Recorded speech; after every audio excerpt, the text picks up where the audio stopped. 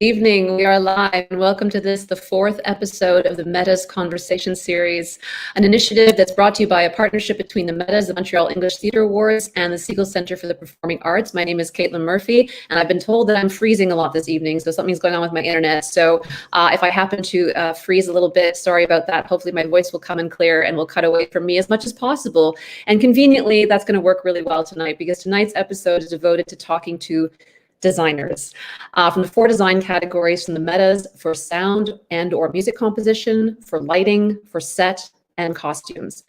So we're going to be talking to representatives for each of these categories and from different shows. So I would like to introduce them to you and ask them about their production that they worked on and also ask them about their work and their process. So first, BP Houle, who's a set designer for Small Mouth Sounds, Segal Centre for the Performing Arts. Welcome, BP. Good to see you. Hi, good to see you too. Next, Ted Stafford, who did the lighting for the show Please Thrill Me, brought to you by Ballet Opéra Pantomime. Hi, Ted. Good to see you. Welcome. Hello. Thanks for having me. Next, Nick Carpenter, who did sound and music for Billy Bishop Goes to War, Hudson Village Theatre. Hey, Nick. Hello, hello. Hello. Hi, Diana Uribe, who did the set for Persephone Bound. Hello, welcome. And finally, Sophie El-Assaad, who got nominated for everything else. She's nominated for, more specifically, set and costumes for Water Chronicles Geordie Theatre, costumes, Chattermarks, company name again, Sophie, what's the company name for Chattermarks?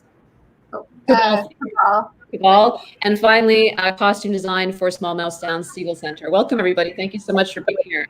It's great to see you. And I apologize if I'm freezing. It's so weird to know that, like, inside I'm not freezing, but outside, externally, I am freezing to you. So welcome. So I want to just dive right into the show that you got nominated for and ask everybody, in terms of reflecting back on that production, what was the biggest challenge of that particular design for that production? And Sophie, I'll let you pick which show you want to reflect upon. But for everybody else, what was the trickiest thing or the most interesting challenge that show presented to you? Anyone who has a thought, jump in. Go ahead.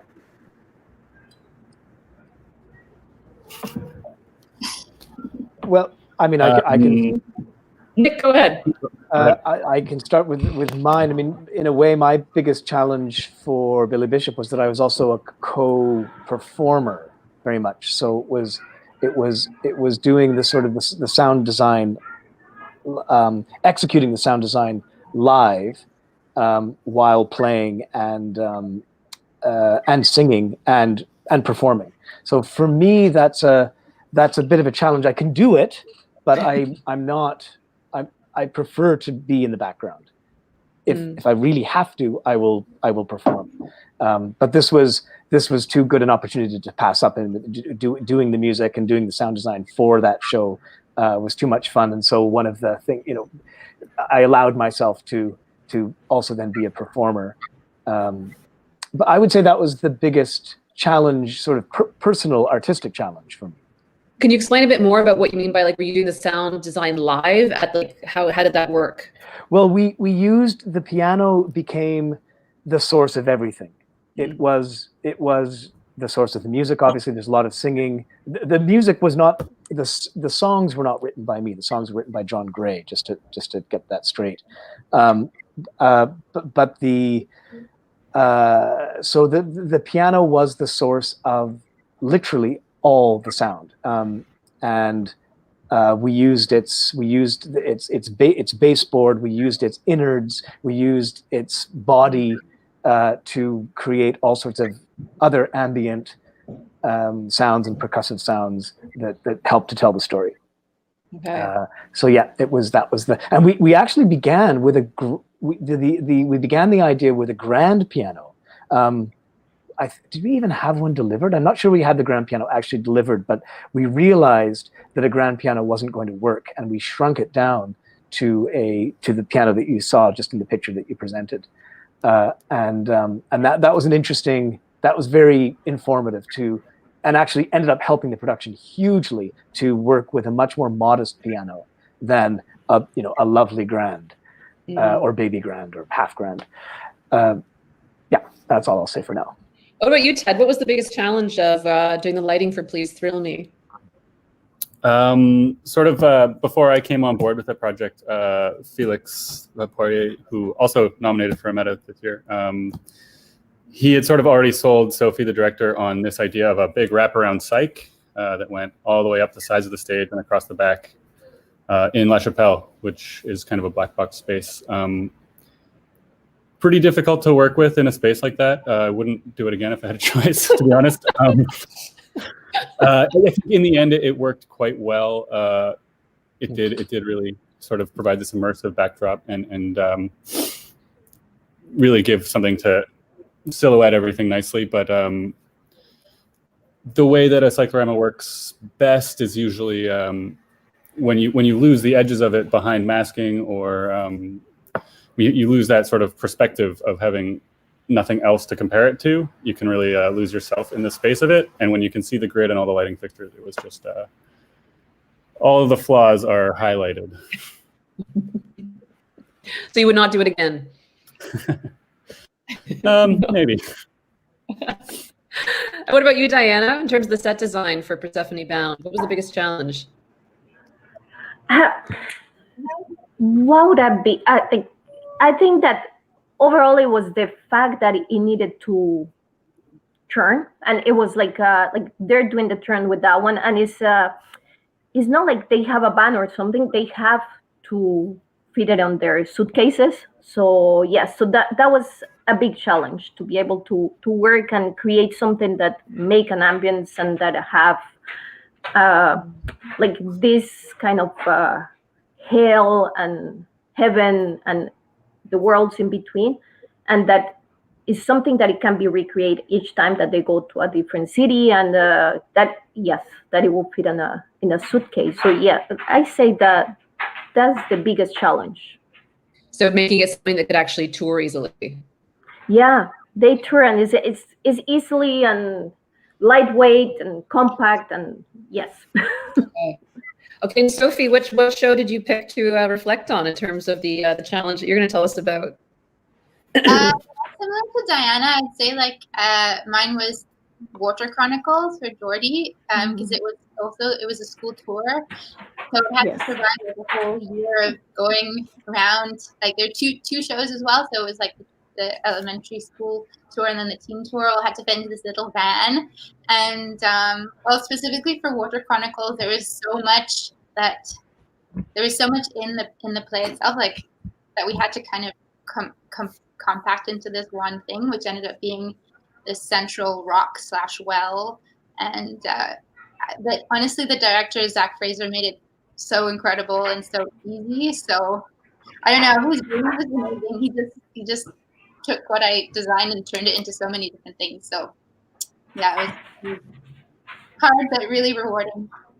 Awesome. And finally, BP, what was the big challenge about the set design for Small Mouth Sounds? I'd say one of the bigger one was the fact that we were doing it in alley, and so with audience on both sides of the playing space. The show had a lot of different like locations that we had to go through, and playing in an alley doesn't allow for that much like hiding spaces to allow like scenery to change quickly. And so yeah, trying to pack as much as possible within that space to allow us to go from one space to another without really having to like change everything was kind of a fun little challenge that I had. I think to maybe really appreciate going from the kind of beginnings of the design to the completion of the set. We have the quick video of the building of the set of Small Mouth Sounds. We want to take a look at that, Sarah. Yeah.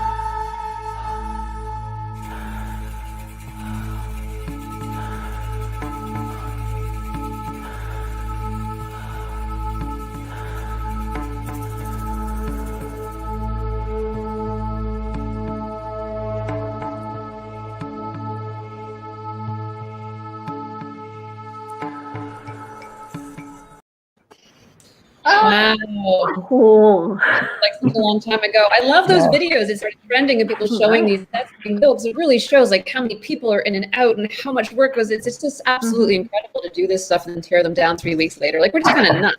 Right? I mean, like it really does show like how insane the amount of investment is into that. It's just crazy. So I want to throw out a question. Anyone who has an opinion can jump in on this. What makes good design? Whatever perspective you're coming at this from in terms of your own, realm of design, how do you define good design, strong design? What are the kind of marks of it? Can I go? Go ahead. Okay, so designing for theater, I will say that what it makes it strong is that it works for the piece you're working on. Like it needs to be coherent with that piece that you're working. It needs to serve the needs of the piece. And sometimes that is hard because it's to put your ego behind and just work for that piece. And yes, sometimes we think that big is better and it ends up being that the piece needs one thing. And yes, that for me is the hardest part and it's like what it makes it good. It doesn't make sense if it's like a flashy set and it's full of things but if the whole piece is lost into this space or into the costume or into whatever it is that you're doing.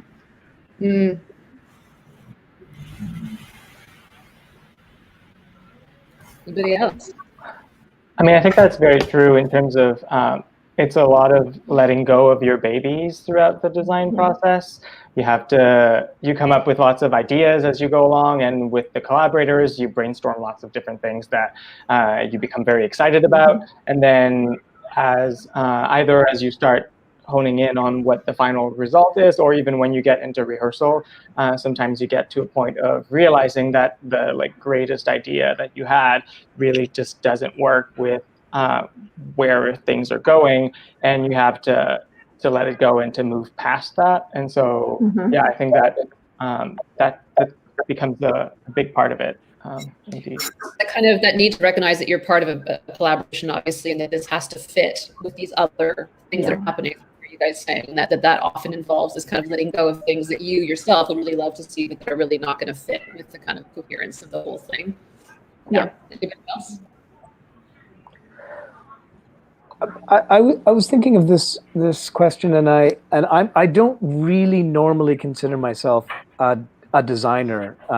I end up doing some sound designs and have done some sound designs over the years, but I'm really more of a musician and maybe composer for the theater. So I'm not I'm going out on a ledge here with a thought about what makes a good sound design. Or design, even other aspects of design. But what about, and this is a question maybe to just build on the question, what about aspects of the design that create the world beyond the world of the play? So it's not just the world of the play that you are conjuring, it's suggesting that there are spaces beyond that play and the specificity of those places.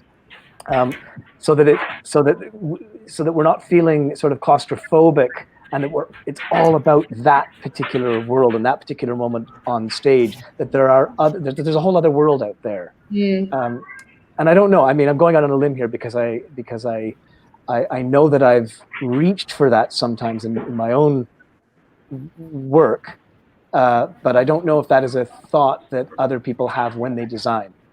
The thinking about the world beyond the world of the play. Does that come into it at all? Like what it evokes beyond itself, you mean? Like what it kind of can gesture to outside of the world of the play? Yeah, and especially, I mean, I did a composition and then some sound design for a production of Three Sisters at Ottawa University many years ago, about 10 years ago. And at the end of the play, there's a duel, and you hear the gunshot go off. And there was something missing in that. So I created then just the sound of a dog barking in response to the gunshot, way off in the distance. So it's that sort of thing where we were suddenly aware that there's a whole. I mean, yes, the gunshot went off, and everybody's saying, "Oh, I can't remember the name of the character now, who's the characters in the duel. But you're then suddenly aware that this is just a small little thing that's happening on this little Chekhovian estate. There's a whole other world out there where there's some other person with a dog, down in the forest or along the way, and we all felt that it sort of expanded the world, and created a nice counterpoint to the high drama of that moment. So I don't know if that comes up. It's a great example too of how design does some storytelling, right? It can often do storytelling that's extra to what the story is. It's there. It sounds like a story beat that was put in there by the sound. So it's an interesting way that these additions of sounds or lights or whatever the design element is actually adds to the story. It doesn't just it actually furthers it, which is really fascinating too. Or counterpoints the mood. Yeah, it could be a very heavy mood, but then you can also, it's like that painting by the Bruegel painting, where there's just the wax wings, the guy who falls into the sea with the wax wings. What's his name? Icarus. But meanwhile, life is going on all around him, and people aren't even noticing it. So I think that's also quite fun to play with in a sound design. Possibly, I mean, in conversation with the director, obviously, and choosing those moments. Ed, Sophie, anybody else thoughts on what makes good design? I'd say that fully understanding the director's vision and understanding how your little segment of the work sort of balances out with everybody else's, and to try not to be redundant in the design.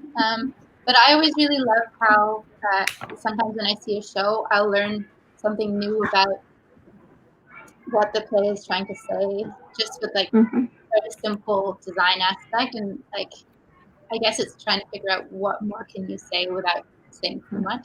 I don't know. Yeah. Totally. Just on top of what people were talking about, sort of finding the pieces to fit and not fighting yourself in a lot of ways, and tossing out the bad ideas and the pieces that don't fit.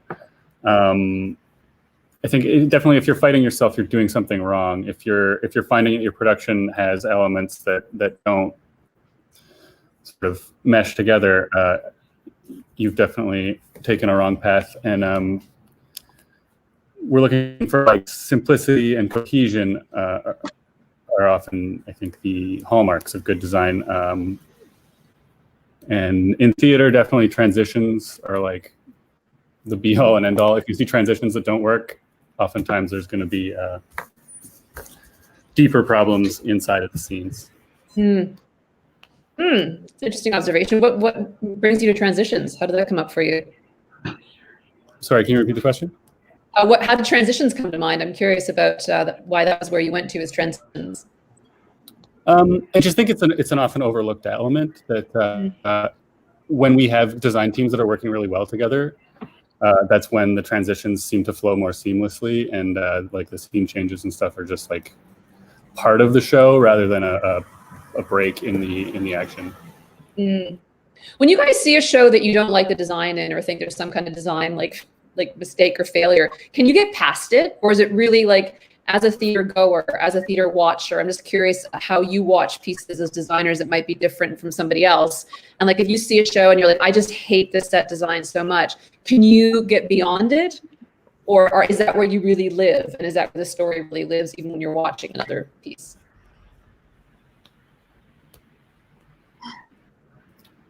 I mean, I can certainly enjoy other elements, I guess, yeah.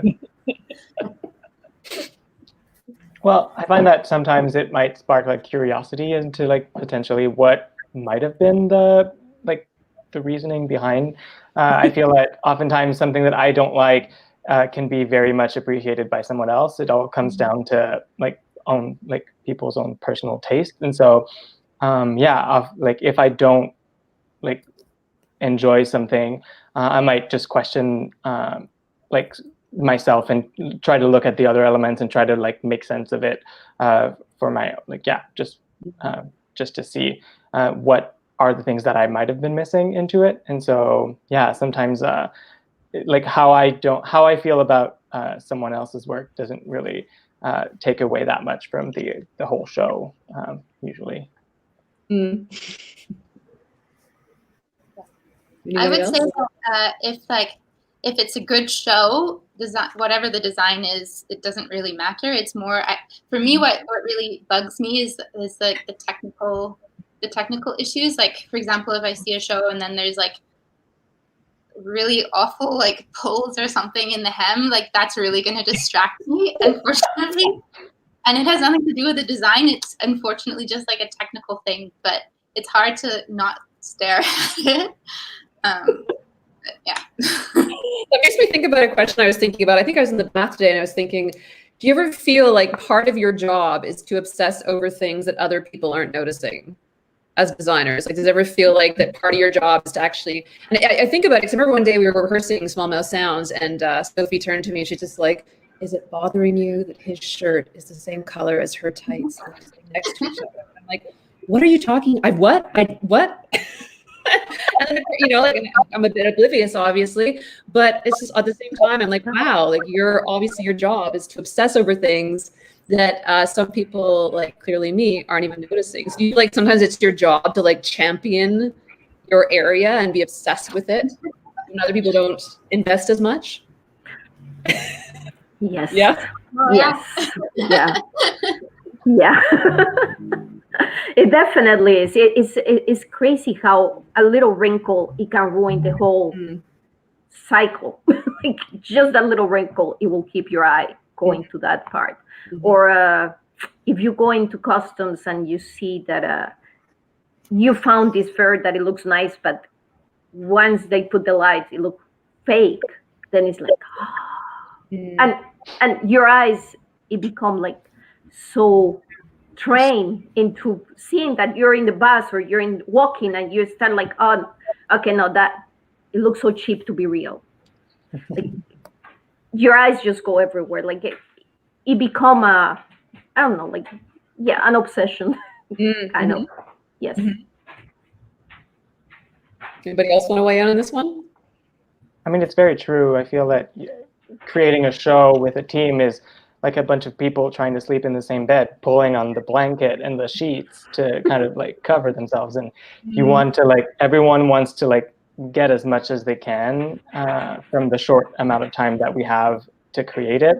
And so, yeah, you end up, everyone tries to make the most and to focus in on your own little world to make it as much as possible, because everyone else is doing the same thing and kind of like upping the game. So you just end up following everyone's lead in that way as well, and try to make your little part as great as you can. That way, everyone else's little part will shine as much. Yeah. I want to try to give people a bit of a sense of like what the process is in terms of like from the beginning to the actual arrival at the design. I'm very conscious that I'm cutting out, so I apologize if I'm all kind of glitchy. But I want to give people a sense of like what it is to begin, like where do you begin, and what it is to kind of go through the process. Like, so, because people who aren't in this world, and specifically in that design element, don't necessarily know what that journey is. And I know we have a lot of images from portfolios of you guys, so as you speak, we can probably throw those up. But yeah, just whoever wants to go first to give us a sense of like, where do you start? And then what's next? Let's start. Okay. Okay, I'll go. Go. Do it, Diana. Where do you start? Okay, so process. Well, everything starts with a call or an email or anything else that asks you if you want to be part of the of this project. And then it's like that first reading. Like I always take the time to make one first reading that is completely naive, trying to don't think about the set or the custom or whatever, just to try to enjoy the reading of this play. And that it gives me an idea. And then after that, it goes a second reading. So it's like you read the script many times, but this second reading now, it gives me images. And those images is my inspiration, and that's what you're seeing now. And that was for Persephone's Bound. And we had like, it was this world that it was white and for Zeus, and then you have Hades and like all this. So that's the next step is images, a lot of inspirations, and then I go to sketches. And this that you see is a technique that I have that is like I time myself for 5 minutes or 4 minutes, and then I start with a 10, then a 4, and I reduced to the minimal, and I love the Chinese ink. So I just put like the motions on a paper, and they can be as abstract as they can be, and then they just start making shapes and forms. After that, I like to play with maquettes. I love maquettes, and I'm a little bit of an old school. So I do my drawings by hand, and I keep doing that. Like the computer just don't give me the 3D that I like. So I play with maquettes. And this one, it was for Persephone. And one thing that we had clear, and that was with Ted and with Jet and Leda, and it was that they wanted CEOs to be highest, and they want like something that it was easy and they could find in any city they go. It was a scaffold. So we start with the scaffold. We had the scaffold, and then it was to try to dress it up as some of the images that we had seen, and try to create the throne for Hades, and that was something really a really fun process with them. So it's to show a lot of images, try to create a maquette, and then start getting into the finals of what we want, and the little sketches that it tells you like which things you need. And for this show particularly, it was like the set, it bring a challenge, not just that it was a tour, but also that it was a circus act with an aerial figure, and those need a lot of space to run and to get to do the magic that we saw on the stage for her. So yes, so no matter how busy we were imagining the space for Zeus, we needed to have all the space for Persephone and the chair and all her, like all the exercises that she does and the figures that she does on the air. So yes, I will say reading, inspiration images, then sketches, maquette, more sketches, and meeting with the director and talking with them. And this was a special project because like it was 3 companies, like you said, and Leda and Jed have been working on it for a long time before we started the process. So it was kind of their baby, and it was a little bit of taking them away from them and start making it into what we shape that you guys saw. What strikes me really as I'm hearing you speak is how much is this balance between like these actual kind of practical needs that have to be met, Yes. right? And it's kind of obviously the artistry and the kind of like and the evocative and the more kind of poetic stuff happening at the same time. So it's an interesting balance of kind of like this stuff has to happen. We need this many exits. There needs to be a scaffold or whatever. And then the kind of obviously the more inspired kind of artistic side of it as well, and balancing those two. Thank Yes. you. Anybody else want to weigh in on your process, where you start and then where you go next? Sort of contrary a little bit to what Diana was saying. I'm like coming from a technical background mostly. I mostly work as a technical director and sometimes production manager.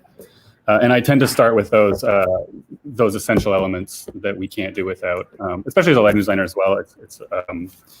It helps me to not get attached to any of the less practical concepts. I find that I start with the like really essential, the bare essentials. For this show, it was the psych was super important to the director, and like lots of levels and stuff. So we started by placing a lot of fixtures just to get light where we need light. I mean, we had musicians all the way up on a scaffold, just like with their heads brushing against the grid. And then we had all action down in the front, and we have to do all of this without splashing light on the psych. So that doesn't leave like a ton of room for anything but those elements. And then I find that the other smaller, the artistry comes along the way as you build your world. Interesting. Thank you. Anybody else? Where do you start? Where do you go next? Well, similarly to Diana, usually the reading the play comes first, and then diving into inspiration. I like to go to the library and to just like flip through books and try to like cast the net as wide as I can, just to get just feedback from the outside world, and not just necessarily from like artistic, like art, but also like walking around and getting a sense of how the world comes back to me, and then gathering all of that so I can bring these images and these feelings into a meeting with the rest of the creative team, where we start honing in on what's the mood, what's the flow, what we want this play to be about. And then I start to just sketch things out and to try little doodles. I try to map out the space in my brain. I try to see what is essential in a way and what the play needs to see happen. And then also how some of the other more artistic decisions can come into play. And once this is like started to be more precise, then I just start making, basically playing at Tetris with the space and trying to see where the different elements can fit into a theater and into the theatrical space that we have. And so I just continue trying to fit all of these places, both in terms of how the show and the staging wants to be, but also in terms of what the technical needs of the set versus what the technical things that the space allows. And so just making these two things fit together, both in conversation with the creative team and also in conversation with everyone on the tech side who's building and making this whole thing happen. Well, you bring up conversations, obviously, like conversations that you're having with other members of the crew, obviously with the director. In this case, it was me. And I remember you and I had so many conversations. Like we met at Darling on Saint Laurent, which is like such a faraway time right now. I'd love to go meet you there now. But we had so many conversations, and what were we talking about? Like for people who aren't like in on those conversations or haven't been part of those, what are those conversations? You know, generally extrapolating from those specific ones. What were we on about? Well, for like Small Mouse Sound specifically, we were talking a lot about the feelings of being in a forest, and I remember us like just chatting a lot about our own experiences of going into nature and trying to do what these characters were doing and trying to be just surrounded by nature and find that quote unquote peace that they were looking for. And so we talked a lot about how we felt through that and trying to see what were these feelings so that we can try to recreate that and bring that to the audience in a way. So we had a lot of, we talked a lot about the moods and the feeling of being in a forest and the way that the leaves would rustle and the smaller details that happen in a forest. That specificity that really. Yeah, you want to really hone into that like tiny detail because especially in theater, you can't show everything. And so it's trying to see what are the small details that you can put on stage that will allow the audience to just like fill in the gaps with their own imagination. Go ahead. Well, the more specific you can be, the better. I guess really trusting and working with those feelings, right? Because I remember like the last image of the play, which involved leaves falling on the stage. I'd been out in an actual, on a retreat near a forest, and I just had one day looked up, and the trees were just like really dramatically just shedding the leaves, and I was like, wow, this just felt so beautiful to watch. And I'm like, that's what I want the last thing the audience sees to be, right? So really trusting those feelings of this feels good. I want somebody else to feel this, right? Yeah. What about Nick or Sophie? What's your process? Where do you start? Where do you go? How do you work? Well, for me, it's kind of like everybody else, but specifically for costumes, it's funny because there's a negotiation that happens between the director and I, but then also when the actors come in, it's how they see their character and how versus how the character has been sort of discussed before they come in. So it's always this push and pull, and it's actually really exciting when the design changes a bit, I find. It's a little stressful in the beginning because I fall in love with the character that I imagined in my head. But then the actor comes in and something else happens and it's so magical. And it's really, really fun to be able to give offerings to the actor and see them become excited. And then, it's like a chemical reaction, how things mix up. And oh, yes. Yeah. Yeah, I mean, costumes really is the area that's the most involved with the actors, right? Like in terms of elements of design, like you really are the most intimately involved with the actors. Absolutely. Yeah. And what about you, Nick? What's your process like in terms of? Boy, I mean, I really couldn't say that I have a process. It's so different. Each show has its own conversation, and again, because I'm not often in a designing, but more create. It's more music based, and then a kind of design element that sort of springs from that. So it's hard to talk about.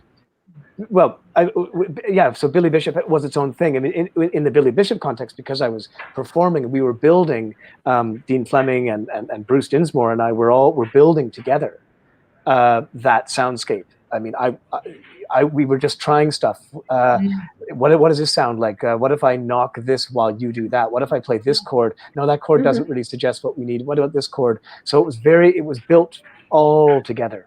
And that process was very different from the process of working on. I mean, what Bruno-Pierre, when you were talking about the specificity of the forest sounds, it brought me back to working with Sarah Stanley. I worked with Sarah on several shows at National Theatre School where we worked with the entire class and used their bodies. They would use their bodies to create the soundscape, and they would sing, and they would create the set as well, just with their own bodies. It was a very interesting way of working, and it was very exciting. And one day we just took a walk up the mountain, and we all listened to what the forest sounded like together, and then reproduced that sound with our mouths and with our bodies. And I would sculpt it a little bit as the sort of composer / designer, I suppose, on that project. But it was very exciting to get, to just walk outside our doors, get the sense, get the particular sounds. They're right there. They're on our doorstep, and then to bring them into the space. So there's that way. Another thing that what I'll do musically, again, to speak as a composer, what I like to do is take from the script, is there some suggestion of some other piece of music or some relationship between two, a fragment of melody or a relationship between something that I can turn into a melody, or a very small, even just a 3-note melody, and that may become the germ of the entire composition of the show, the sort of musical composition aspect of the show. So there's many. Again, it depends on the show though, and it depends on the conversation with the director. So I can't really say I have a process. Interesting point you bring up too. Like, it's not always predictable where the inspiration might hit from, and it might be a fragment, right? It might be something really smaller or like really tiny that you wouldn't imagine would be a source of so much inspiration, and yet you can run with it. You mean that, like, it could be the sound of a bird, if a bird is referenced in the script, and then I listen to a recording of or go outside and hear, what does that bird actually sound like? And then bring that into the piano and start working with the notes that bird sings. And that might become the germ of the entire score. Beautiful. So it's that sort of point of inspiration. Absolutely. Hey, I asked the directors and the writers this question last week. I asked them what their sweet spot moment was. So in terms of the entire process of the production, reflecting on what is the moment typically in a production's journey that is the one that is most rewarding or most like your moment to shine, however you want to interpret that, in terms of your design department. Like, what tends to be the moment in that huge schedule from beginning to end that tends to be the most validating or enjoyable from where you sit?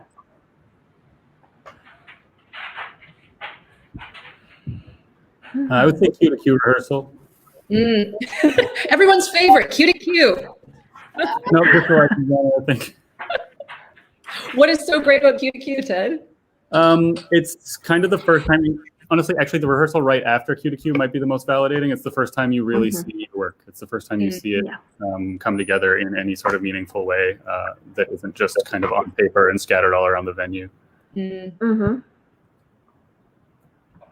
me, I think it's probably opening night or the day before if I'm lucky, because usually I'm just like working until the very last minute, and like all I see up until opening is like everything that I haven't done.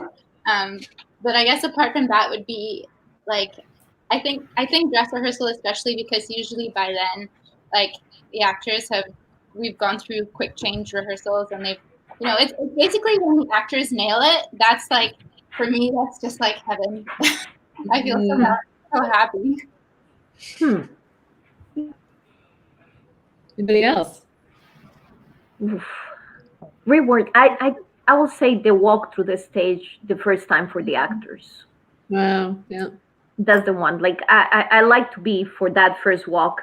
Like I like to sit on the audience and just see the reactions, and it's nerve-wracking. Like I usually I've been biting my nails for a long time, but yes, I will be sitting there and just trying to read them as much as I can, and feel like how they are interacting with the space, because it's quite different to see a maquette and then be able to walk inside of that maquette. So yeah, for me that when I'm working on the space is that, and that moment for costumes is when you're in the dressing room and they're putting their costumes, and when you feel like is one deep breath that they take, and you feel that they become one with the costume and they're ready to be the character. So yeah, those will be my two moments. Yeah.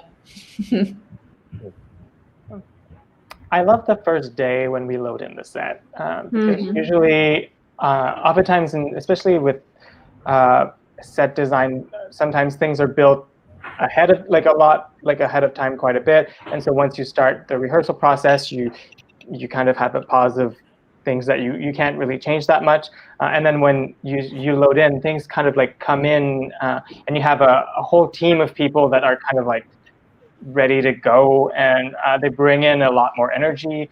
And so yeah, I like kind of seeing that thing that was like so tiny and in your head and on like on a maquette scale just start coming to life, and just like seeing like the walls go up and all the elements. This design has the high stakes, right? That it's like, whenever I see the set being loaded in, I just have this feeling of like, you sure you measured this right? Like it's the most epic version of seeing the kind of, the maquette just like blow up by how many thousand times, right?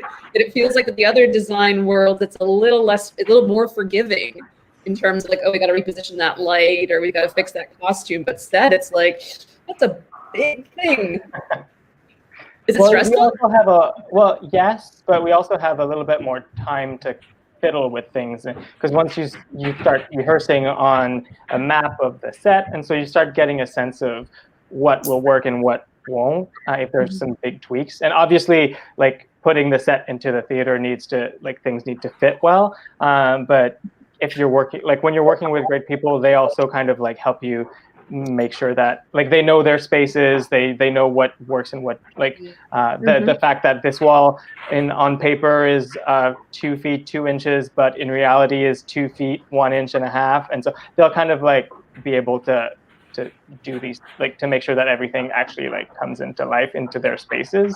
But yeah, it's definitely a little bit stressful when you kind of start seeing things come to life. You kind of like you want to make sure that you didn't make something, any type of mistake. What about you, Nick? What's your sweet spot moment? I think I prefer rehearsals. I love rehearsing. And again,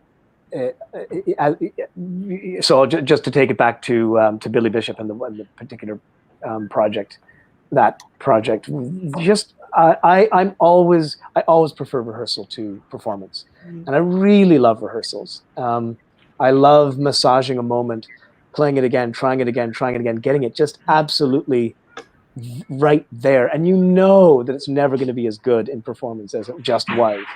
But I guess I'm not really a performer at heart. And so I really so love the camaraderie of the rehearsal bubble and finding things in rehearsal. That's my favorite part of theater, that's my favorite part of the performance aspect of theater, is rehearsing for the performance. And then the performance, I'm not I honestly could live without, except for the one time my dad came to see the show, and my dad was a pilot, and I could feel him loving the show, and I was almost exploding with joy hearing how much he was loving the show from whatever seat he was in, but I could hear him reacting to it. So that was a real sweet spot, and a very particular sweet spot. But normally it's to do with rehearsals. When you guys think about the other design worlds, and I know some people kind of dance back and forth between a couple, what's the one that strikes you as being like the most compatible, or the one that you kind of can feel the most simpatico with? And what's the one that you're just like, I just do not, like, I could never? Because when I think about it, I'm like, maybe sound and music I can like claim some kind of ability or artistry in, but everything else I'm like completely an idiot in. So what are the areas that either you feel kind of like, oh yeah, I kind of get that, the one that you're like, I just have no idea how that works? I think sound and music for me is the one that I'm like, oh, it's so amazing, and I love it. I just find there's so much power in it, and I am just so not musically tuned or in any way, and it's like the world, I guess, that's the most alien to me, and I'm always so impressed by like good sound design and composition. So. Well, it's that alchemy, right? When all the kind of elements are coming together and recognizing there's one part of the alchemy that it's like, I could never do that. Like, and it's contributing so much. It's dovetailing with the thing I did, but I can't do any of those things. It's kind of how I often feel about directing, that you get to stand in the center of all the artists and use their magic. Like, I can't do any of this stuff. I can't do anything. And it's like, you just get to stand there and bask in this amazing talent and people with artistry to their eyeballs, and you get to use all of it. It's just like, I could never. It's an incredible feeling, I feel. Anybody else? Yeah, sound is also definitely for me the thing that I find the most magical and foreign, and that I wouldn't understand how to make happen. It's very strange. For me, we'll see light. I think that light, like without light, a set doesn't exist. Like without light, architecture doesn't exist. Like it's light. I feel that I wouldn't be able to do it. It's really complex. It has a lot of computer into it, and I'm not good with computers, so no. But I enjoy taking my little lights and playing with the maquette and see different things. But yeah, light is mesmerizing for me. It's just like it's like the everyday. Like light is amazing every day, and see it through the seasons and seeing it in different parts of the day, and try to consolidate all this into a state and bring the mood and bring all this to life is for me it's just out of this, like it's something that I still don't completely manage inside my head, put it all together. But yes, lighting. Ted, Nick? For me, it would be costumes. That world is very foreign to me, and it's always something that comes in quite late in the process. Maybe we'll get a glimpse of the costumes, but they're off in the shop doing their own thing. Often it's in a different building, and then they just show up just before dress rehearsal, and everything just in an instant looks a million times better, and the world is so much more real in that moment. And like I can move her pants a little bit, but that's about it. Well, Sophie's supposed to take me shopping. We have a standing date, and we were working on Small Mouth Sound. I said, you have to take me shopping because I can't dress myself. And we had to take shopping. No, and then COVID happened. So I really wanted to take me shopping still because I'm in desperate need. What about you, Nick? What's the area that you look to with the most awe? Is it the area of theater or the area of design? Sorry, I missed the first part. Of design. Of design. So yeah, I guess I'd have to go with Ted. I think it's for me, it's costumes, and I think it's.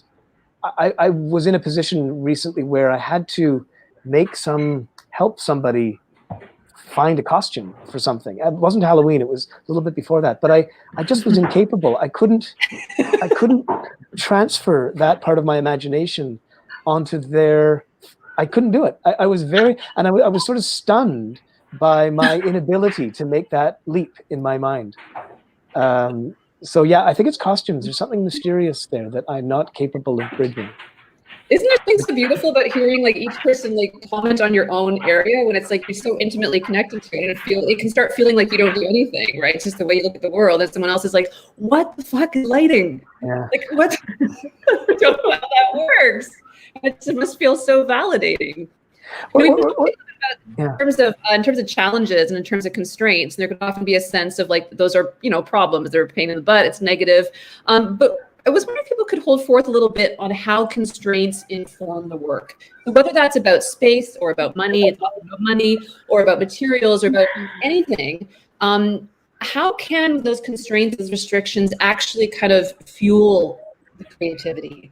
And when they lead to compromise, how do you kind of cope with that compromise? So if anyone can just kind of walk us through a little bit how constraints might work on a project and how you respond to those in terms of your own creative approach.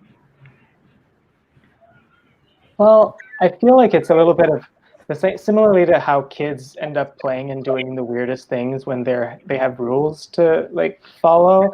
If you give a bunch of artists a bunch of rules, they'll want to break out of it and kind of like do the opposite. But because they can't, they'll just find find the sideways of doing the thing. And so I find that if you having constraint is great because you end up having to stretch your imagination in just the other direction, and it just focuses it in a way that to move past it, but you have to just follow that little guideline. Are you typically able to come up with a solution that you can feel good about, or do you ever feel like it forces you into a compromise that you're always looking at and going, I never wanted to put that exit there, and I have to.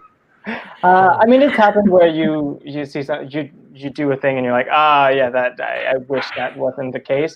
But usually when opening night happens, because we go through tech, I have time to make peace with every decision. So on opening night, usually I'm kind of like, okay, great. This is the hand we were dealt, and we made it work. We tried our best, and this is what we came up with. And so usually I usually am like satisfied with it at the end of it. Awesome. Anybody else? Constraints and compromise.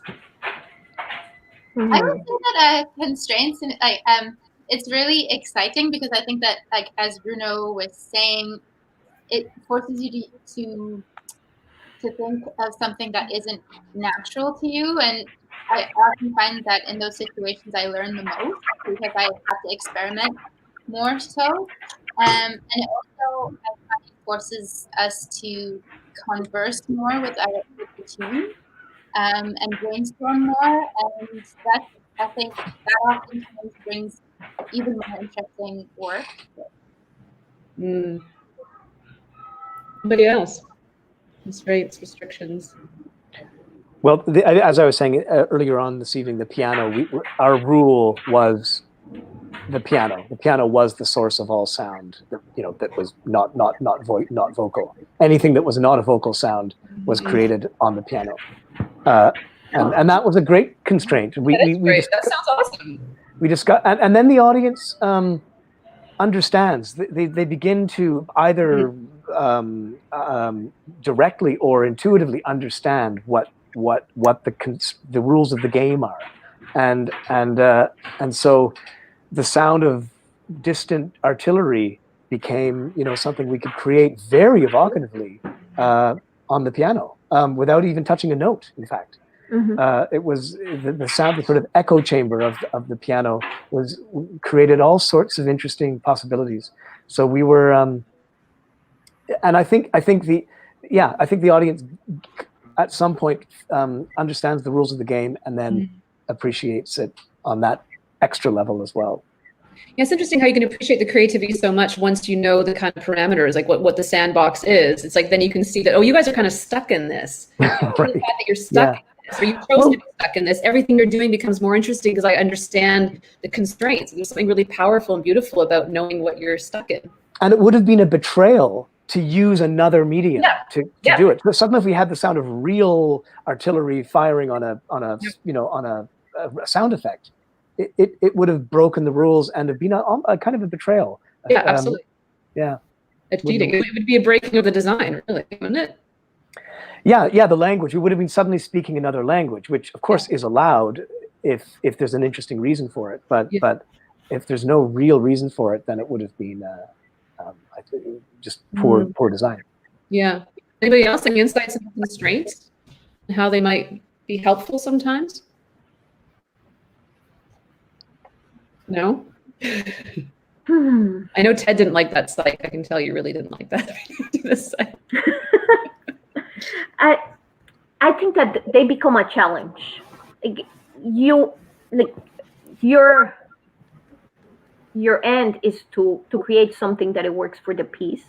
And yes, sometimes you have like restraints of budget or the space where it's presenting or being whatever it is. It become a challenge to make it succeed into what you want to present.